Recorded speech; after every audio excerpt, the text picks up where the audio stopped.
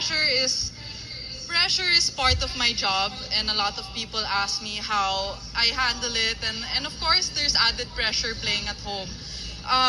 But it's nothing compared to the pressures that regular everyday Filipinos have to face providing for their families.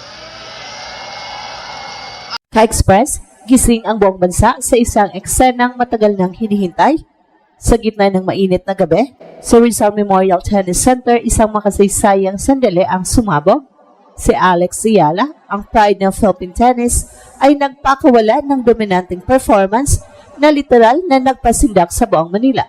Sa kauna-unahang WTA 125 Philippine Women's Open, walang awa niyang tinalo ang Russian speedster na si Elena Cheraeva 6-1, 6-2. Isang panalong hindi lang basta panalo sa scoreline, kundi isang malakas na pahayag sa buong tennis world na handa na ang Pilipinas sa pinakamataas na antas ng competition. Pero huwag magkamali, hindi ito naging simpleng walkthrough. Sa likod ng commanding numbers ng isang laban na puno ng emosyon, kaba at isang injury scare na nagpahinto sa tibok ng puso ng libu-libong Pinoy na nanonood, parehong live at online, habang nasa kaligitnaan ng second set, biglang tumawag ng medical timeout si Alex. Sa isang iglap, ang saya ng home crowd ay napalitan ng katahimikan. Ang tanong ng bayan, kakayanin ba ng kanyang katawan ang bigat ng pangarap ng bansa? Bago pa man ang medical scare, ramdam na ang home court explosion. Punong-puno ang Rizal Memorial at bawat palo ni Alex ay sinasabayan ng dagundong ng hiyawan. Para itong isang gladiator arena kung saan ang bawat puntos ay may kaakibat na emosyon.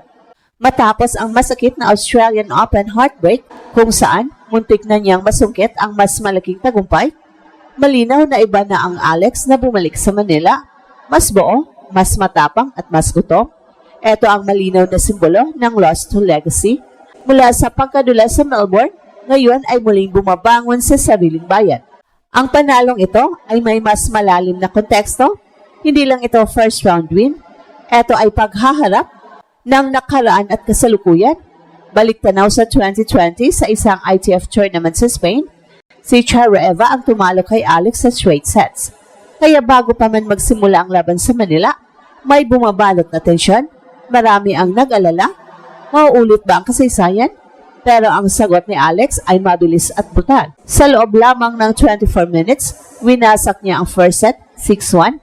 Ang kanyang lefty power ay parang kanyon, mabigat, eksakto, at walang takas ang Russian sa baseline rallies. Makikita agad ang evolution ng laro ni Alex. Hindi na lang ito tungkol sa talento, may halo na itong maturity, court IQ at disiplina. Ang kanyang footwork ay mas malinis, ang shot selection ay mas matalino, at ang composure niya sa big points ay pang world class. Sa bawat exchange, halatang kontrolado niya ang tempo. Si Cheraeva, na kilala sa bilis at counter-punching,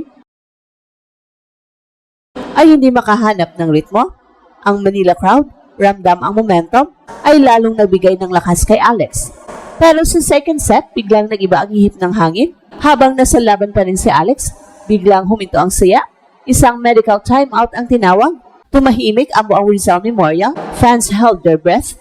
Matapos ang sunod-sunod na training sessions, travel grind, at ang physical tool ng Australian Open, bumigay na ba ang katawan ni Alex? Dito pumasok ang mas malalim na kwento ng grit versus body limits. Hindi lang ito laban kontra kalaban, kundi laban kontra sariling physical na hangganan. Sa ilang minuto ng gamutan ay parang isang oras para sa mga nanonood. Sa social media, sabay-sabay ang kaba at dasal. Pero nang bumalik si Alex sa court, may ibang aura. Hindi siya bumalik bilang isang player na natatakot sa injury. Bumalik siya bilang isang mandirigma. Mas agresibo ang kanyang palo.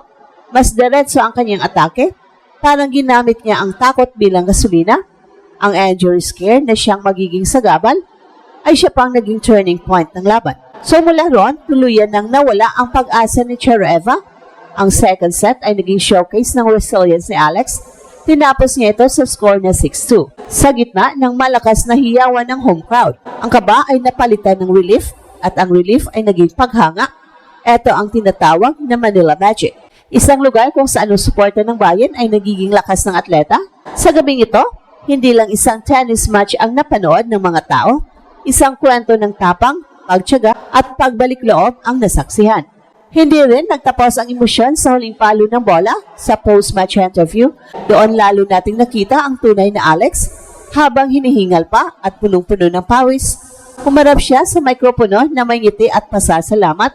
Tinawag niyang unbelievable ang suporta ng crowd at inaming surreal ang pakiramdam na makalaro muli sa sariling bayan. Sa bawat salitang binigkas niya, ramdam ang sincerity. Inamin niya na naging scary ang injury scare, pero ang sigaw ng laban Alex ang nagtulak sa kanya para ipagpatuloy ang laban. Ang mga fans ay hindi lang humanga sa kanyang kwento, kundi mas lalo pang minahal ang kanyang pagkatao. Walang yabang, walang drama, pasasalamat at determinasyon lang. Sa sandaling ito, malinaw na si Alex ay hindi lang isang atleta na nanalo, siya ay isang simbolo ng Pinoy pride, isang paalala na ang tagumpay ay mas matamis kapag ibalik mo ito sa bayan na sumusuporta sa iyo. At sa mas malawak na perspective, ang panalong ito ay nagpadala ng malakas na alon sa international tennis scene. Ang inaugural WTA 125 Philippine Women's Open ay biglang napunta sa global spotlight. Hindi na lang ito tournament sa Southeast Asia. Isa na itong patunay na kayang mag-host ng Pilipinas ng elite level tennis na may world-class atmosphere. Ang presensya ng mga kilalang WTA players at ang pansin ng international media ay nagpatibay sa idea na ang Manila ay maaring maging regular stop ng global tennis calendar. Para sa Asian players, ang tagumpay ni Alex ay inspirasyon. Binabasag nito ang lumang stereotype na ang mga Pinoy ay hanggang spectator lang sa world stage. Sa performance na ito, malinaw ang mensahe, contenders na tayo. Hindi lang sa hosting kundi sa mismong loob ng court. Ang epekto nito ay nasang magdadala ng mas maraming sponsors, mas maraming international events, at mas malawak na opportunity para sa susunod na henerasyon ng Pinoy tennis players. Mula sa heartbreak sa Melbourne hanggang sa pag-uumapaw na pag-asa sa Manila, malinaw na malinaw ang transition ng kwento ni Alex. Ang pagkatalo sa Australian Open ay hindi lang basta isang early exit, yon ay isang sugat na tumama hindi lang sa kanyang ranking kundi sa emosyon ng isang atleta na alam na kaya pa niyang higit doon.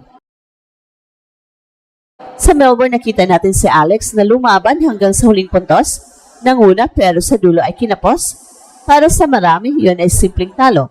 Pero para kay Alex, yun ang simula ng mas malalim na paghubog. Hindi niya tinakbuhan ang sakit ng pagkadismaya. Hinarap niya ito, inunawa at ginawang gasolina. At dito nagsimula ang tunay na lost to legacy. Pagdating niya sa Manila, dala niya ang bigat ng nakaraan pero hindi bilang pabigat kundi bilang pundasyon. Ang bawat palo niya sa Rizal Memorial ay may kasamang alaala sa Melbourne pero mas nangingibabaw ang kanyang determinasyong bumawi.